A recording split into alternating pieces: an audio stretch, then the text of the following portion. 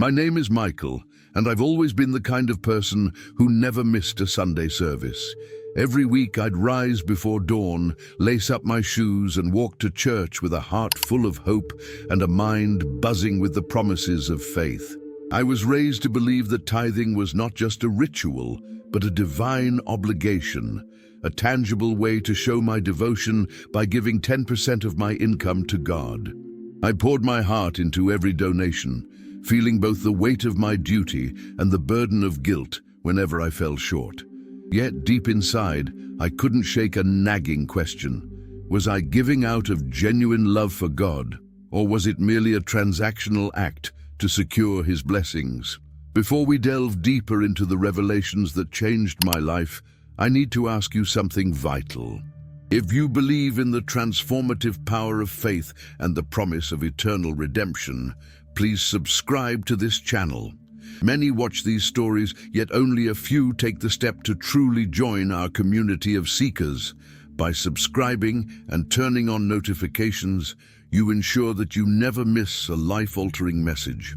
Messages that could illuminate your path and guide you towards salvation. This isn't just another video. It's a call to awaken your soul and embrace the divine truth that awaits beyond our mortal struggles.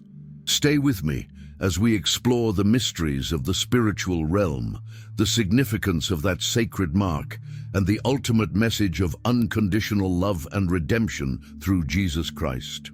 Comment Amen so your week gets better. For years I thought I was doing everything right, attending Mass, lending a helping hand to those in need, and ensuring that my wallet reflected my commitment to the church. But somewhere along the way, my faith began to feel less like a personal relationship with Jesus and more like a ledger of religious duties. I measured my worth by the numbers on my tithing receipt, never questioning if the money I gave was coming from a place of unconditional love or a fear of losing divine favor. Then, one fateful afternoon, everything changed. I was driving home after running a few errands, my mind wandering through the usual routines of the day.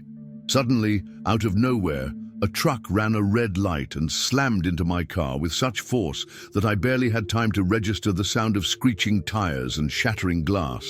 In the blink of an eye, everything went dark. I remember feeling a profound disorientation, as if I were caught in a moment that stretched out into eternity, a near-death experience that would shatter my understanding of life. When I opened my eyes, I wasn't in the wreckage of my car or in the sterile chaos of an ambulance. Instead, I found myself standing in an expanse of blinding, warm light. It wasn't the harsh glare of a hospital lamp. It was something altogether different. A gentle, embracing glow that felt like the ultimate light at the end of the tunnel. As I looked around, I realized that I was no longer confined to my earthly body. In that instant, I experienced a vivid consciousness projection, a journey into a vast spiritual realm where time and space had no meaning. I remember feeling both exposed and comforted at the same time, as if every secret of my soul was being laid bare before me. There was no fear, only an overwhelming sense of unconditional love that washed over me like a tide of pure divine grace. It was as though every moment of my life, every act of tithing and every prayer was being re-examined under a celestial spotlight. I saw myself from a distance, kneeling in the church pews, going through the motions of religious duty without truly connecting with the heart of my faith. In that luminous space, I was confronted with a truth that shook me to my core. I had been giving not out of genuine love for God, but out of a misguided desire for security. The realization hit me like a bolt of lightning. My tithing had become a hollow ritual, a means to an end, rather than a heartfelt offering. I felt a deep, unspoken sorrow as I recognized that I had been clinging to a transactional faith, a faith that measured God's love in currency and blessings rather than the boundless, unconditional love He offers freely. As I stood there, suspended between life and what seemed like life after death, the experience unfolded like a movie in my mind. I relived moments when I'd been too preoccupied with my own comfort to notice the suffering around me. Times when I chose the safety of routine over the radical compassion that true faith demands. The entire scene was painted in shades of ethereal light, and every detail was magnified in a way that left me breathless. I was experiencing more than just a near-death experience. I was being given a glimpse into the very essence of what it means to live for Jesus, to embrace a faith that isn't measured by a percentage, but by the purity of one's heart. In that transcendent moment, I sensed that this wasn't merely an accident or a brush with death. It was a divine intervention, a call to re-examine everything I had ever believed about tithing, about worship, and about the nature of my relationship with God. I began to understand that the rituals I once held so dear were only meaningful when they sprang from a heart overflowing with love. I felt a stirring deep within me, a promise that there was so much more to faith than ticking off religious obligations. And as I drifted further into that boundless spiritual realm, I couldn't help but marvel at the realization that true worship is a life surrendered in love, not a mere transaction on a divine balance sheet. In that transcendent space, I soon became aware that my journey had only just begun. As I stood there in the overwhelming light, a light so gentle yet insistent, much like the ultimate light at the end of the tunnel, I felt a stirring that deepened the sense of clarity I'd experienced in my near-death experience. It wasn't long before a figure of indescribable warmth and authority stepped forward from the brilliance. My heart pounded as I recognized him without a word: Jesus Christ. His presence was so all-encompassing that it eclipsed every fear and doubt I had ever harbored. I felt as if my very soul was exposed, every secret, every hidden thought laid bare before him. Yet instead of judgment, there was only unconditional love and an invitation to understand the true meaning of faith. With a calm yet commanding tone that resonated deep within my spirit, Jesus spoke, "Do you know why you're here?" I could barely muster a response, my voice caught in a mix of awe and overwhelming emotion. Sensing my confusion, he gently said, "Let me show you." And in that moment, my life unfolded before my eyes, like a vivid movie projected on the canvas of the spiritual realm. I saw every act of kindness I had performed, the smiles shared with strangers, the quiet prayers whispered in times of despair, intermixed with moments where I had turned away, too preoccupied or too fearful to reach out to those in need. The scenes unfolded with startling clarity during that profound consciousness projection. I witnessed times when I diligently dropped coins into the offering plate at church, yet neglected the suffering of those right beside me. I recalled moments when I tithed dutifully, not from a wellspring of love, but out of a desperate need to secure God's favor. As these memories played out, a deep sadness washed over me. I realized that my tithing, which I had once taken so proudly as a divine obligation, was in truth a hollow ritual, a mere transaction intended to earn blessings rather than to honor God from the heart. Tears welled in my eyes as Jesus looked upon me with profound compassion. His gaze, both piercing and tender, conveyed the truth that stung more sharply than any rebuke. "You have misunderstood tithing," he said softly. "It is not about money. It is about trust, about surrendering your heart to me. It's about offering every part of yourself, not just a fraction of your income."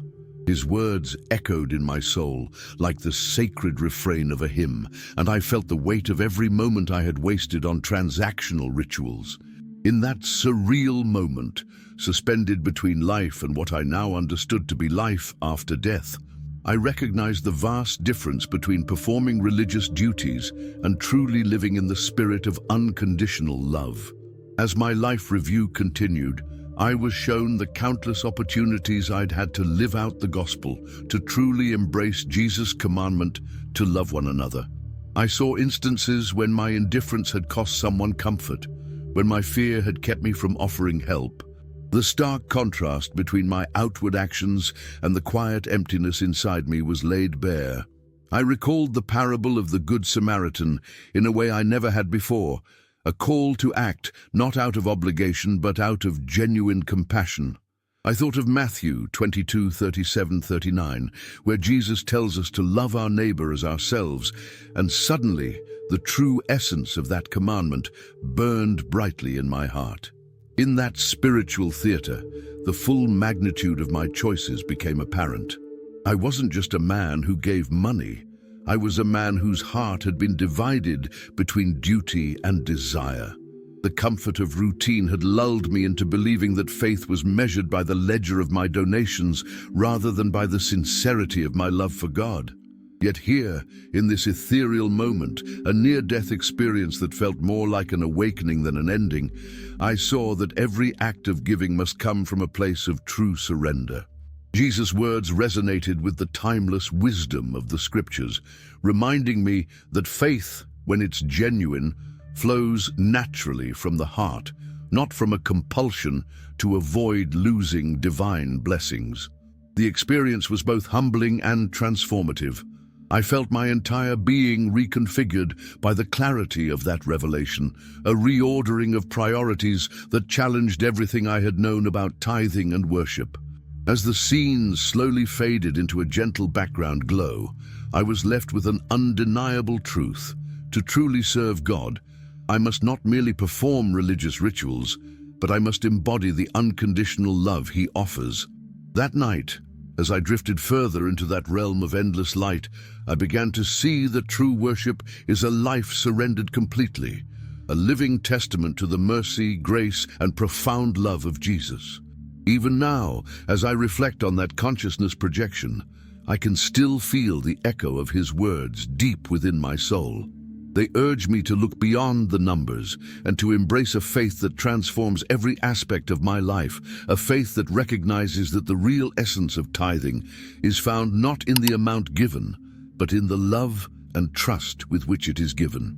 This revelation, born out of a near-death experience, has reshaped my understanding of what it means to live fully in the light of God's eternal promise, where every act of love is a step toward true salvation. In that transcendent state, the next chapter of my near-death experience unfolded like a vivid, unedited life review. As I stood before Jesus, enveloped in that pure, unwavering light, my past began to play out in front of me like a long-forgotten movie, each scene a crucial moment in my journey of faith. I saw every Sunday service I attended, every coin I dropped into the collection plate, and every prayer whispered in the quiet corners of my heart. But interwoven with those memories were the times I had faltered, moments when my tithing was nothing more than a ritual performed out of a sense of duty rather than a heartfelt expression of love. The scene shifted, and I was suddenly reliving instances of both kindness and indifference. I watched as I gave money with a forced smile, hoping desperately to secure God's favor, while at the same time ignoring a beggar on a rainy street, too preoccupied with my own comfort to truly see his suffering. It was as if every act of giving had been measured not by the generosity of my spirit, but by a cold, transactional ledger etched into my soul. In that stark, unfiltered moment, the truth of my life struck me with painful clarity. I had been trading on faith as if it were a business deal, missing the point of unconditional love that Jesus so freely offers. I remember feeling a deep, gut-wrenching sorrow as I saw how my rigid focus on tithing had blinded me to the real essence of worship. The spiritual realm around me pulsed with the energy of life after death, a realm where true connection with the divine was not measured in percentages, but in the depth of one's heart. As my life played out before me in a breathtaking consciousness projection, every scene was illuminated by the light at the end of the tunnel, a brilliant, sacred beacon that revealed not only my successes, but also the many times I had held back, too fearful or too selfish to act out of genuine love. Jesus' gentle voice cut through the barrage of images, tender yet firm. You have given out of obligation, not out of trust. Tithing was meant to be a surrender of your whole self, a living sacrifice, not just a fraction of your income. His words resonated deeply, echoing the eternal promise of mercy found in scriptures like Romans 12:1, where we are urged to offer our bodies as living sacrifices, holy and pleasing to God. In that moment, I understood that my financial contributions were merely the outer expression of a deeper, inner relationship with Him. They should have been the fruit of a heart overflowing with unconditional love, not a mechanistic gesture performed to avoid a sense of guilt or fear. As the images continued to swirl around me, I saw how my life had been split between duty and desire.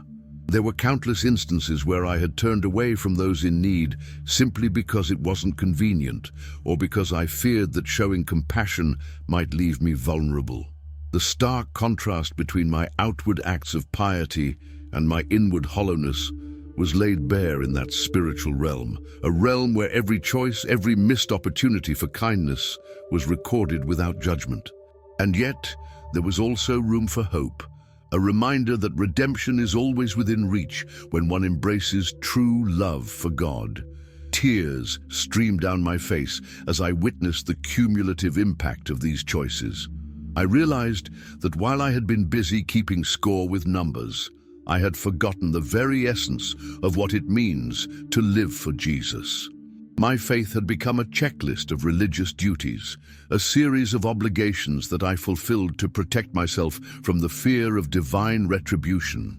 But in that sacred moment, surrounded by the pure light of the spiritual realm, I saw that true worship is not about the quantity of what you give, but the quality of the love behind it. Every act of indifference, every cold calculation, paled in comparison to the warmth and mercy that comes from a heart surrendered completely to God. In this profound life review, I began to understand that my journey was not over. It was a call to transformation.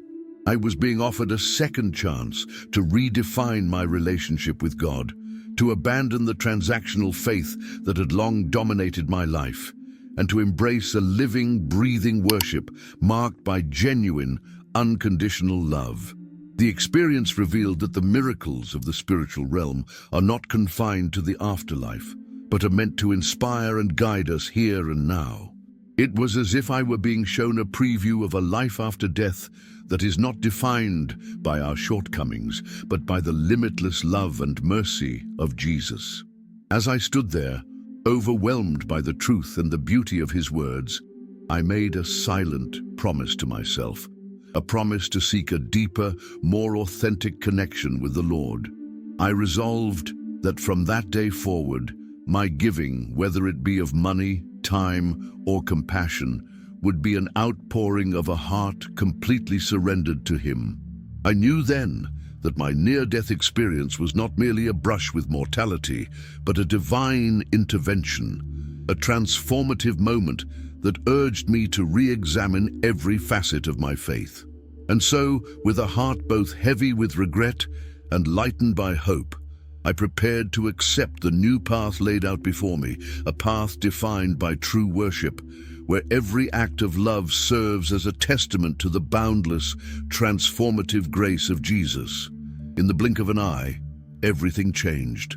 One moment I was immersed in that profound, otherworldly vision, and the next I felt an irresistible pull drawing me back into the physical world. The brilliant glow of the spiritual realm gradually faded into a tender warmth that wrapped around me like a comforting embrace. Suddenly, I was back in my earthly body, lying in a hospital bed, surrounded by the soft hum of monitors and the gentle murmur of concerned voices. But though my eyes were open and my body was present, my heart and soul had been irrevocably transformed by that near-death experience. As I struggled to adjust to the dim light of the recovery room, memories of my consciousness projection flooded back to me. I recalled the overwhelming presence of unconditional love that had enveloped me in the spiritual realm, and the vivid scenes of a life review that had exposed the hollowness of my transactional faith. I saw clearly how my once proud adherence to tithing had been reduced to a mere routine, a mechanical act performed out of fear and obligation rather than a genuine expression of devotion. I felt the sting of regret for every moment I had treated my relationship with God as a series of checkboxes rather than a heartfelt connection. But in that moment of raw clarity, a new understanding began to blossom. I realized that true worship is not about how much you give, but about the spirit in which you give. It's not measured by the money donated or the percentage set aside, but by the love and trust you invest in the Lord. I had been so focused on fulfilling a religious duty that I had missed the profound truth that tithing, and indeed every act of giving, must flow from a heart overflowing with unconditional love. That radiant light at the end of the tunnel, which I had once seen in the depths of the spiritual realm, now shone inside me, illuminating the path to a life after death, defined not by external rituals, but by an inner transformation. In the days that followed my miraculous return, I found myself compelled to live differently. I began to view every moment as an opportunity to connect more deeply with Jesus. No longer was my faith a series of isolated acts. Instead, it became a continuous dialogue with the divine. I immersed myself in the sacraments with a fervor I had never known. Each confession, every Eucharistic celebration, became a sacred exchange where I could offer my whole self to God. I spent countless hours in prayer, meditating on scriptures like John 14:6, where Jesus reminds us, "I am the way, the truth, and the life." These words resonated with a newfound clarity, echoing the promise that our journey in this life is just a prelude to the eternal communion of the spiritual realm. My transformation wasn't merely internal, it began to reflect in my actions too. I started giving freely, not just my money, but my time, my compassion, and my energy. I reached out to those in need with genuine empathy, striving to embody the love of Christ rather than simply performing religious duties. I realized that my tithing, once a cold, calculated gesture, could be reborn as a living act of worship when it was infused with the true essence of trust and surrender. I embraced the idea that every sacrifice, every donation, should be an outpouring of love, a sincere offering of all that I am, not just a fraction of my income. The near-death experience had granted me a rare glimpse into the mysteries of the afterlife, a vision of the spiritual realm where the eternal promise of unconditional love prevails. I saw that life after death is not a barren, empty continuation of existence, but a vibrant, dynamic celebration of faith and grace. I learned that a true consciousness projection is a call to awaken from the slumber of routine and to seek a relationship with God that is as deep and expansive as the universe itself. That revelation stirred within me an unquenchable desire to share this truth with others. Every day now, I remind myself of the lessons etched into my soul during that sacred encounter. I no longer approach tithing as a mere duty. Instead, I view it as an opportunity to express my complete devotion, a heartfelt response to the boundless love Jesus extends to all of us. I encourage every believer to look beyond the surface of rituals and to ask themselves, am I truly giving from a place of love, or am I simply trying to secure blessings? For in the end, it is not the numbers that matter, but the transformation of our hearts. I leave you with this message. Let your faith be a living testament to the transformative power of unconditional love. Embrace every chance to connect with Jesus, not out of obligation, but out of a deep, abiding trust that He is with you every step of the way. Allow your actions to be guided by the light at the end of the tunnel, the hope of a vibrant life after death, and the everlasting grace that only true worship can bring. Remember, every act of genuine giving is a step toward an eternal communion with the divine.